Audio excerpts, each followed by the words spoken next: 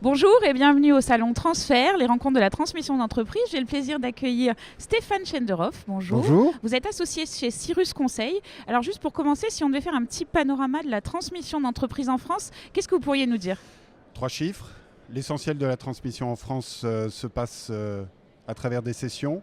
15% seulement de transmission familiale, ce qui est très peu par rapport à d'autres pays européens qui sont à plus de 50%. Un chef d'entreprise sur deux n'anticipe pas bien ce moment, ne le prépare pas suffisamment. C'est un chiffre constant depuis 25 ans que je fais mon métier.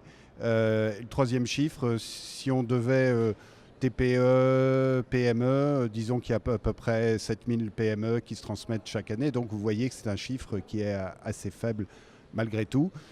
Sachant qu'il y a à peu près 55 000, 60 000 transmissions entreprises au global chaque année depuis maintenant 25 ans. Alors justement, vous le disiez, c'est des chiffres qui sont relativement faibles. Comment on peut mieux aider ces entrepreneurs? Vous êtes gestionnaire de patrimoine. Comment un gestionnaire de patrimoine justement facilite et aide à la transmission? Alors, notre rôle, contrairement à ce qu'on pourrait penser, n'intervient pas uniquement au moment où c'est le grand soir de la transmission et qu'on touche le gros chèque.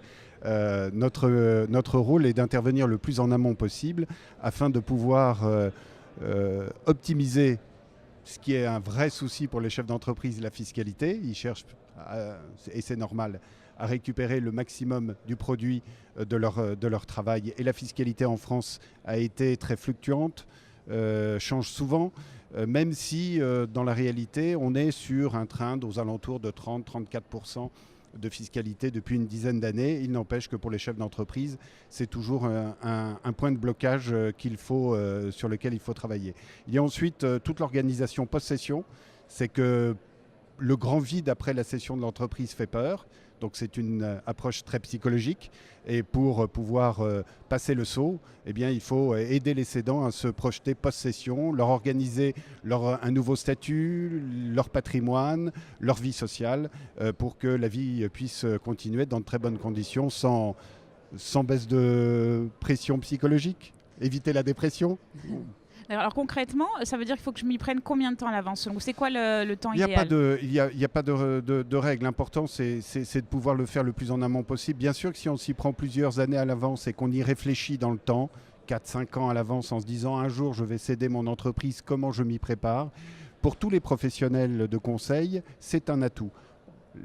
La difficulté, c'est que le patron de PME, il a la tête dans le sac, l'environnement économique est difficile et il pense à son compte d'exploitation plus qu'à savoir combien et comment il va vendre son entreprise dans 5 ans. Mais idéalement, il faut pouvoir y consacrer un peu de temps chaque année pour prendre des dispositions, prendre date. Vous savez qu'en gestion de patrimoine, le meilleur allié de notre métier, c'est le temps. Et donc, il faut l'utiliser. Juste un petit conseil pour terminer, ce serait quoi? Si vous adressiez ici aux repreneurs. Écoutez, côté repreneur, ne négligez pas la dimension patrimoniale quand vous reprenez une entreprise. Traçabilité des fonds que vous investissez, protection de votre famille, impact du régime matrimonial. Pour les cédants, anticipez le sujet, réfléchissez au mode de détention de votre capital suffisamment en avant pour pouvoir optimiser au maximum et récupérer le fruit de votre travail dans les meilleures conditions possibles au moment où vous céderez. Très bien, le message est passé. Merci beaucoup. Merci.